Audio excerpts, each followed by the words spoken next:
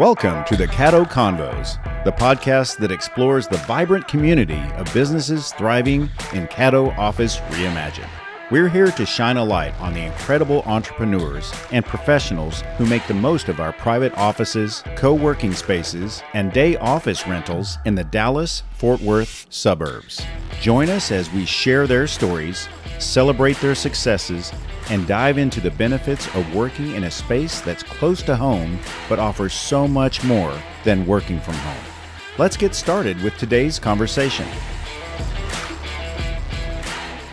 Joining me today on the Caddo Convos podcast is Ron Hall with Busy Noggin Incorporated. Ron, thank you for being on the show today. I appreciate it. So Glad to be here. Great, thank you. Tell me about your business. Well, I started full-time in this about 16 years ago, and initially just myself, and then over time we've added more developers and that kind of thing. We do software development and website builds, so that's what we handle pretty much extensively. It's beyond just a typical brochure type website. We, generally speaking, when we get involved, there's something else on top of that. And I usually put it in this way. I kind of categorize it this way. A lot of times there'll be one of three things that are true of any project that we handle. Sometimes it's all three. Sometimes it's just one thing. Either they're a site that has a lot of content, talking thousands of pages kind of thing of content to present, or it has an application component to it, like it's got some kind of interactivity. It's taking information from users, it's giving something back to them, those kinds of things. And it's truly a software application at that point. And then also the third thing is that sometimes, or a lot of times, is we also talk to third-party systems. So if a person has like a CRM that they need to talk to, they need to exchange data between that and their website, that's where we come into play as well. One of those three things is always true. A lot of times it's two or three of those things are true. The other thing is that we, generally speaking, work with our clients for multi-years and, project after project, because the clients we work with, they, generally speaking, don't just launch the site and then that's it. They've got to go in and have it expanded, new things come up, they're growing companies, so it's not uncommon for us to do multiple projects, at least one a year for clients for 7 to 8 to 10 years. And so we do everything custom. We do use other software and then we tie those things together, but it's always a custom solution. And this is the other thing that we also work with, is we are very flexible in the way we engage clients as well. Some clients bring us in to handle the entire project. Other clients will bring us in. They already have a designer on board. They have a marketing department that's supplying the content. They need us to actually build the software and build the website. And so we're very flexible in how we work in that area. And kind of a corollary of that is that we work on a collaborative model. Sometimes it's called the Hollywood model. In Hollywood, when you go do a film, you have a director, a producer, actors, crew, and all this, and you do that for one film. The next film may have some of the people may be common, or they'll bring in somebody else, all depending on the needs of the project. And we're kind of that way too. We have all the coding aspects of it we can supply in-house, and we have our developers working on it in terms of the front-end code, back-end code, content management system integration, those kinds of things. But when it comes to visual design itself, we will, if we're tasked as the primary person or group responsible for the project, we'll bring in a designer for that. That way we can pick the best designer for that particular project. We don't staff for that in-house because we feel that we want to get the best design we can, and we know what we do as we build. We can oversee design, we can do the planning for design and all that, but we bring somebody in for that. Sometimes those roles are reversed. Sometimes a design firm that does branding, marketing, they do the website design, they'll pull us in to handle the actual build. And that's fairly common as well. Even some of those firms actually have in-house programming departments. They bring us in when the requirements of the project are beyond the scope of what their people can handle. And things like SEO, we code for SEO, but SEO strategy, we will either bring somebody in or refer our client to somebody that can actually do the strategy portion of that, so that we can focus on the things that where we're expert at. So. I imagine you have a network of preferred vendors. Yeah, well, we don't like to work with people we don't know. I mean, Fair. yeah, unless the client requires us to, and we can do that. But what we like to do is we keep a smaller number of people available, and we refer work back and forth. Sometimes there's a project comes up that is not really what we do, but we say, you know what, this person will handle this aspect of it really well, and vice versa. And then when we bring them in, we've worked with them before or have really good relationships with them. We know they can produce, and we take responsibility for the work. So, yeah. Who would you say is your ideal customer? Well, I would say that generally speaking, it's a company, certainly somebody that the website is critical to their inner workings of business. It doesn't mean that their business has to be focused around the website itself. It could be somebody that does, we have one company that is a multi-million-dollar company that does screen printing. And so, but they take their orders through the web. They show their proofs through the web. They get it approved through the web, all those kinds of things. And we built multiple systems for them that all talk together. And so we, again, as long as they fit within one of those three things that I mentioned about either they have a lot of content, or they have an application that needs to be built, or they need to talk to a third-party system. As long as one of those things at least is in play, then we're a good fit for that. Interesting. If it's a very small brochure site, most of the time, not always, but most of the time, we recommend a different route for the client. Do you, I imagine you're not geographically limited. No, not you at all. serve, No. We have, we've had clients all over the U.S. In fact, there are clients that many of them I worked with for years and never saw them face to face.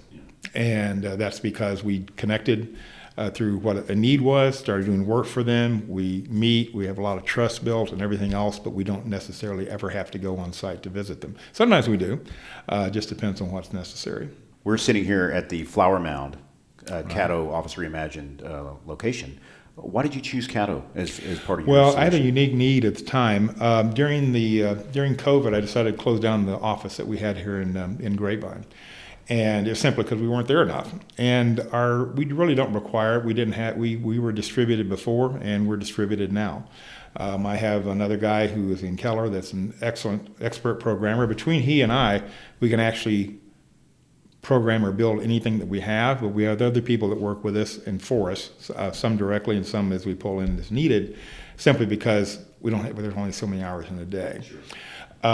But we have right now we have two guys, one in Denmark and one in Europe and England, that work for us and full time right now as well. And we keep them busy, and then we pull in other people as we need as well, as work is necessary and such. Right. And why I chose Caddo, which is back to the original question, is I did not need another office because I've got plenty of office space at home, inside, outside, all that kind of stuff. But what I was missing a little bit is sometimes it's helpful to be in an area where you have some white noise, for lack of a better term. It's not like people can sit in a coffee shop and work, those kinds of things. And so what I ended up with Caddo is that I was not interested in leasing an office because, again, I've already got that covered. And what I instead have is a social membership. And that gives me a business address. It also lets me come in anytime. When I come in today, I'm packing pretty light, but I'll pack in 2 desktop monitors and wheel them in and set them up and work. But the nice part about it, I have all the kitchen amenities. There's people moving around, things like that, which actually helps me concentrate rather than distracts me, oddly enough. Right, it's a mindset. Well, it is. Sometimes when things are too quiet, or if it's the same thing all the time, then you kind of get, you're much easier to wander. But if you got just some things happening around you, it works well. So that's been really good for me. And the prices really works well for that. Yeah. Because when you're working from home, you also have home as a distraction. Well, it has that. Yeah. You have home as a distraction, the familiarity sometimes, and it's important because that's what you need. It's sometimes to be able to focus, and you want to save the travel time, things like that. But in this instance right here, there's a lot of times when I don't want to have that. Yeah. But I also don't want to be in an office in a corner as well. So. Gotcha. Well, so let's talk about success stories with your clients. I know you must have worked with many. So pick a couple from the top. Yeah. So we are fairly focused on our clientele, meaning that we we work deeply with a fewer number of clients, and we've done that through our entire history. And as I mentioned, we work with them for years on end. One as an example, is Museum of Science and Industry out of Chicago. They're a museum that's been around and very well known since the 1920s, I think, and we've had them as a client for coming on 10 years now. And we first came in, and there was they have a full digital department for content, and for also they can manage their projects. They had a designer from Denmark that they'd already engaged, and then they brought us in to actually build the site. And so we built that, and since then, every year we do more and more projects for them. Alamo.org, which is the Alamo down in San Antonio, is another. They've been a client for 4 or 5 years, I believe now. That was the one where it really shows the collaborative model we worked with. We were actually contacted by them, and we reached out. We worked up. And it's involved with the state, so you have to go through a lot of requirements in terms of multi-bids, all those kinds of things. But what we did was we contacted Matchbox Studio out of Dallas, which is a very high-end design firm. They've called us in before to build projects for clients that they have, and in this case we brought them in to do the visual design aspect of it. We helped with the user experience, the planning of the site, and then also the building of the site. And we've both done follow-on projects since then for several years. Yeah. And then another large company too that is not as well known, but they do a lot of sophisticated stuff, is Gandy Inc. out of San Angelo, Texas. They do screen printing. They primarily market schools, and they do tons and tons of playoff shirts. And they're a very fast-moving business, but they rely a lot upon digital things for approval of proofs, for submitting them in, running through their art department. So we designed a full system for them, and have been working with them for 5, 6, 7 years. So when you started your business, what was your why then? Because I know you're like, I'm going to do this. This is working for me. Well, I was at that time in my life, I had worked in various creative disciplines for quite a while: photography, creative direction, some writing, and also web had started to come in on that for a while. And I worked for a nonprofit here in this area, and as creative director, and I'd done that for 17 years, and happy there and everything else, but decided that, if I'm going to ever do this on my own or have a little bit more branching out in terms of what I want to do, I want to try to do it on my own. So I went ahead and made that transition, and then started doing it full time in 2008. Excellent. Let's talk about how do customers contact you?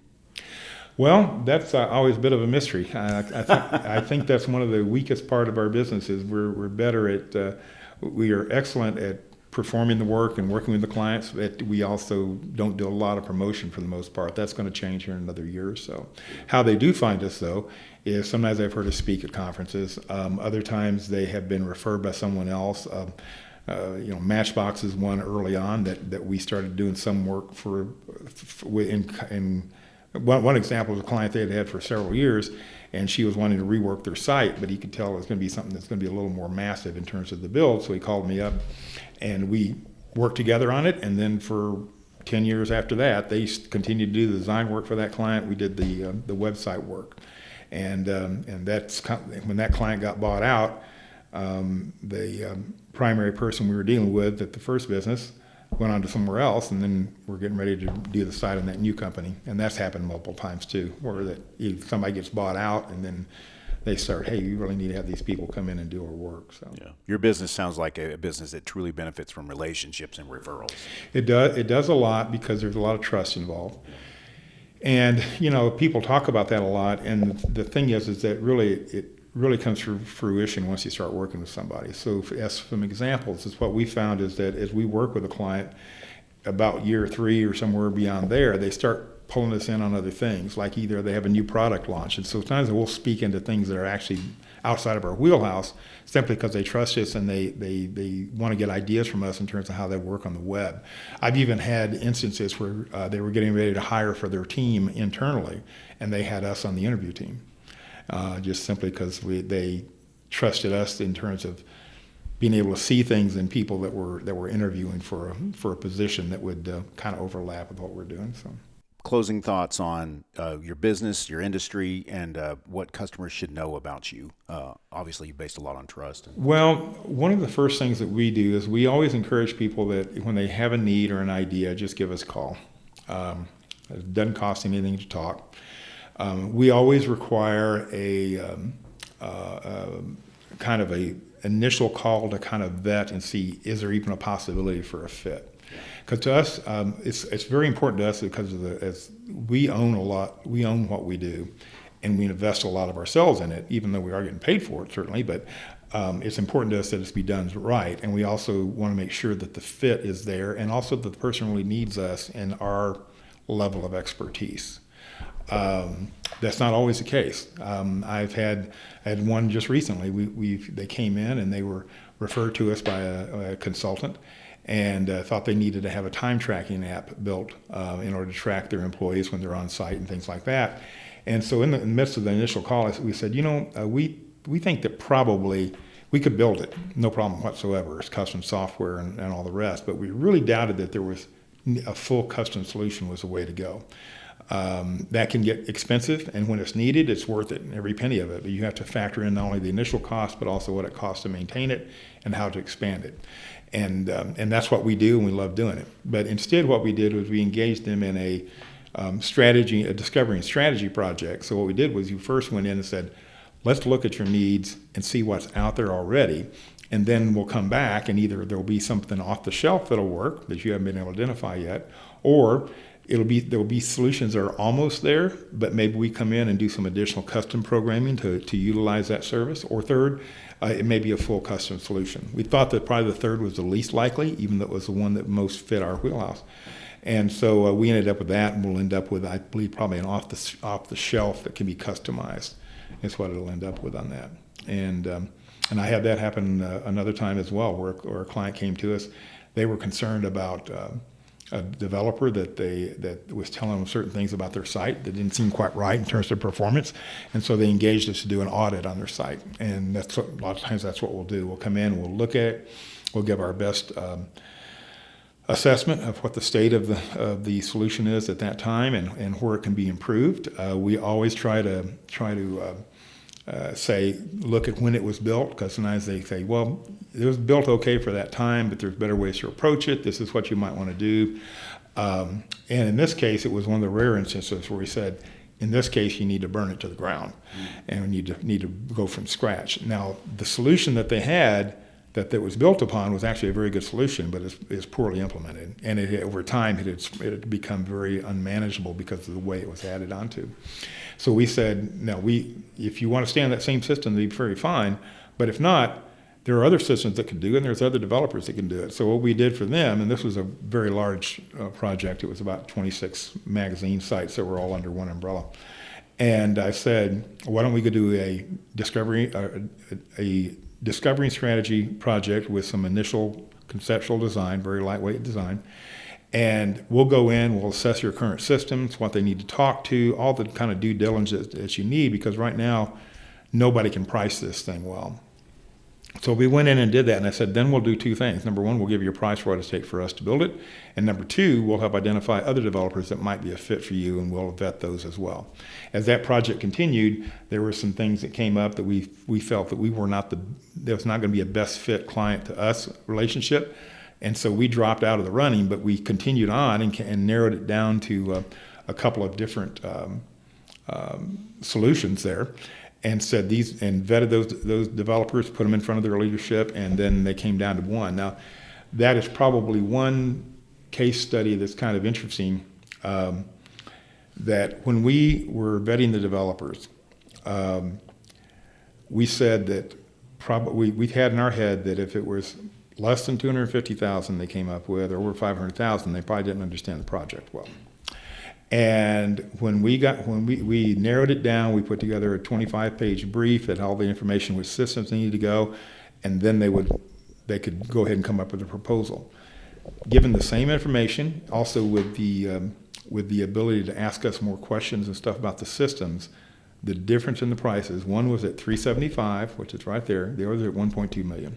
Wow, that's broad. It is broad, and that's one of the things that I think people need to understand is that I called the second group back. Now I didn't tell them what the other group said. I said, I don't think you quite understand. I said, yeah, these are 26 sites, but they're all using the same templates. They're just different color schemes. And they came back with another price. They were still quite a bit higher than needed to be. But I think sometimes when these were both very nationally had done national sites, very capable for both firms, but one didn't ask all the questions that they needed and didn't explore all the different options. And I think sometimes if all your sites come in at $1.2 million, everything looks like $1.2 million. Yeah. It wasn't. Yeah. And sometimes it was when they showed me what they had planned for resources, it was worth that much money, but I said, you're not going to need that much. And so that was a value where that particular engagement we had was about $45,000. But we were able to identify a developer. We were able to get that, and also they weren't trying to figure all that kind of stuff out themselves. And they went with the person that was at $375, came out with a great project, and they did more and more work for them later. So, and also we didn't feel like we had to be the person who had to do the site. Right. We liked doing it, and we're good, and we could build it. But we just had some flags, for lack of a better term, on that particular client. We were a little concerned where it might go from there, and we knew that they'd be well handled by this other group. Yeah. Would you say that that's a good mindset to have, that you don't knowing yourself and knowing your business, and also not being that I have to do this project? You know? Well, there's nothing more draining than to get into something where that you're not the right fit for it. And that doesn't mean you don't know what you're doing, but it may not be where you're best geared for. Or it may be overkill. A lot of times, what we normally run into is that when there's a fit, it's a really good fit. That's when we work a long time. But other times what we'll do is we'll say, you know what, I don't think you need somebody with our kind of muscle.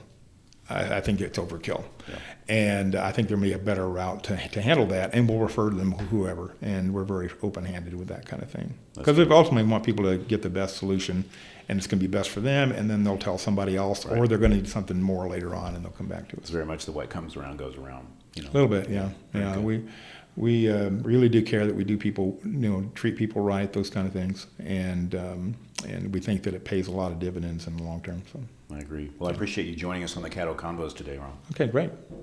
Been happy to be here.